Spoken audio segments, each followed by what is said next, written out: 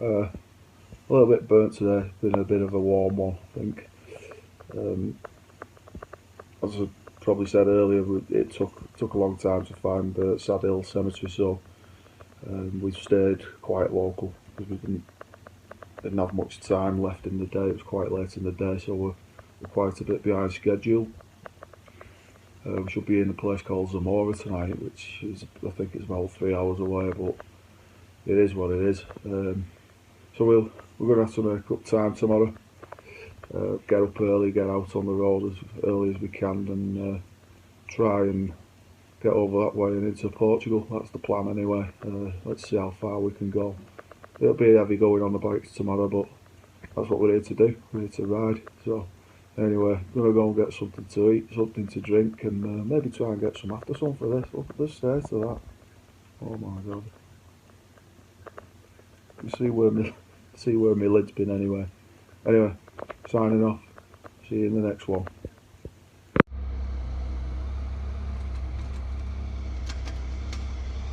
Even though our itinerary is never set in stone, we do use it as a guide to get us round where we want to go. And because it took so long to find the cemetery yesterday, we probably wasn't going to be able to spend as much time in Portugal as we thought. We were still going to cross the border though and stay the night in a town yet to be decided. En route to Portugal, we intended on visiting a castle in Medina del Campo named Castle La Motta. The sun is out in full force again, so it was going to be another warm day's riding.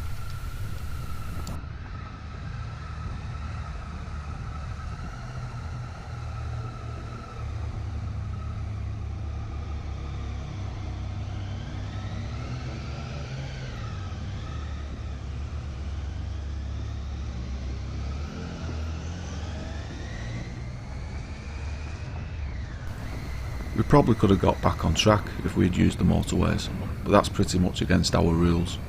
We try and avoid them at all costs. These trips are an adventure after all, and there's nothing adventurous about sitting on a motorway and mile munching. The best way to see the country is the minor roads, which takes you through the small towns, away from the tourist traps and allowing the country to reveal its true identity.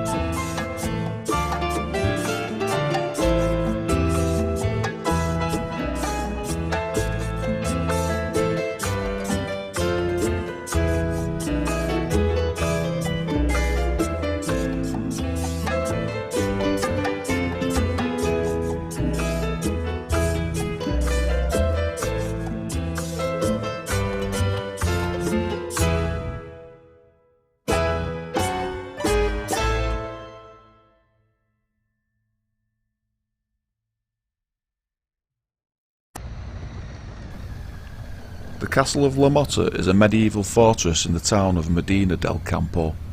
Its construction spanned the 14th and 15th centuries and was made out of local red brick. It has come under protection by the state since 1904, firstly as a national monument, and its status today is that of a site of cultural interest. It was shut for siesta when we arrived, but that didn't stop us having a wander into its inner courtyards. It's an impressive structure with its large outer barbican and 4 towers imposing themselves on the town below its lofty location.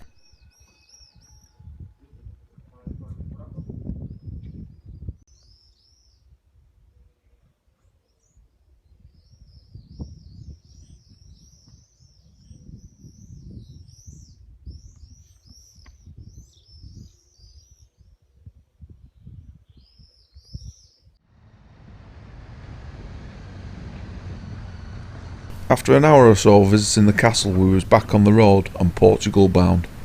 We had decided to head for the Portuguese town of Miranda do Douro, which was about 2 hours away and very close to the border on the other side of the Douro river.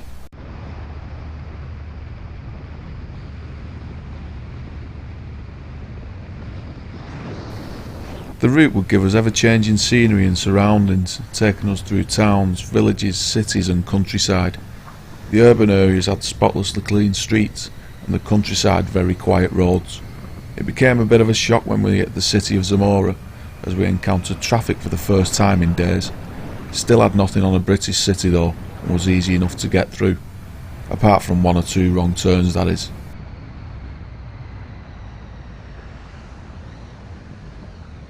We wasn't heading as far into Portugal as we had planned. We was literally just dipping our toe in.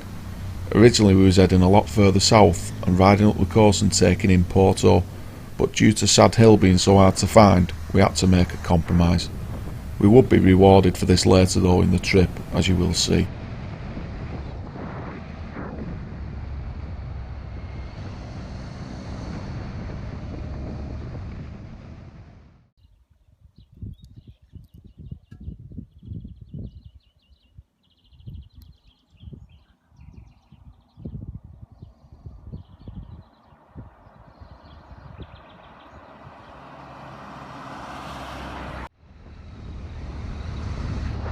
I was quite excited to get to Portugal. There's something of a feeling of accomplishment when you cross borders into new countries for some reason. It always gives me a bit of a buzz as we pass the road signs at the side of the road with the country's name on.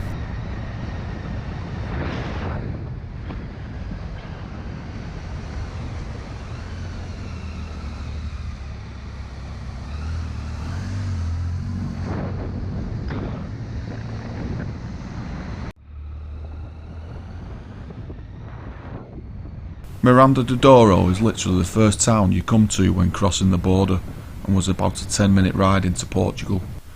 We had opted to stay on a campsite, much to Chris's delight, but not in a tent. We had booked a chalet for the night.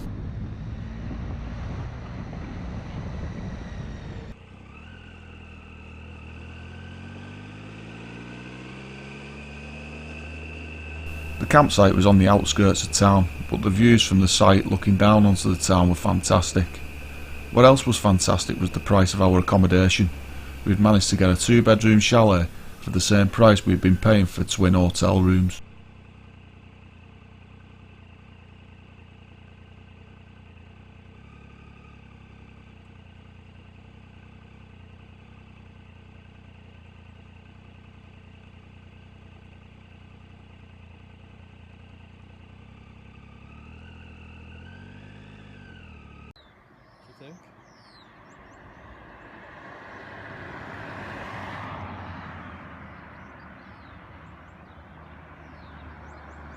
After a long hot ride, we are now in Portugal. We're in a small town called Miranda do Douro. It's not the biggest of places, but it is very nice. It's got a castle, and it's got, I think it's a bit of a cathedral, what we could see lit up in the distance from the campsite that we're staying at. It's quite a nice place. As I say, we're currently staying in a campsite. We've managed to find a 2-bedroom chalet for what we've been paying for a hotel room. So we've dropped on a little bit there. It's a bit of a walk into town for something to eat, but that's a small price to pay for what we've got. As I say, it's been really warm today, and as you can see, the tan is coming on brilliantly. I think I need to put some sunscreen on, or maybe now it's a bit too late, I don't know. As we've been riding today, we've been treated to some great roads, some stunning scenery, and some really nice quaint little villages. And one thing that strikes you is that the people who live in these villages, they've obviously not got much. They've only got religion and agriculture in their lives, and yet they're still cracking on, and they're still happy and they're still smiling. So it's quite inspiring to see people like that who don't have much in their lives in terms of luxuries or fancy things that we're all used to. and they're just as happy as, or maybe even happier than we are. So it is good to see those people making the most of life, and they do live in beautiful places. So fair play to them. Anyway, tomorrow's another day. We're going to head off into Spain again, I think. Head up north, ready to make our way back over to the Picos mountain area, ready to go back to Santander for our boat home. So catch you tomorrow, guys.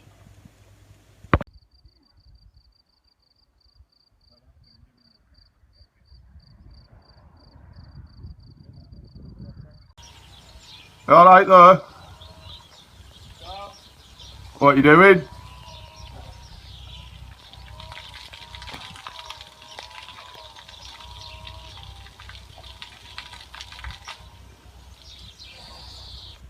As you can see, another scorcher.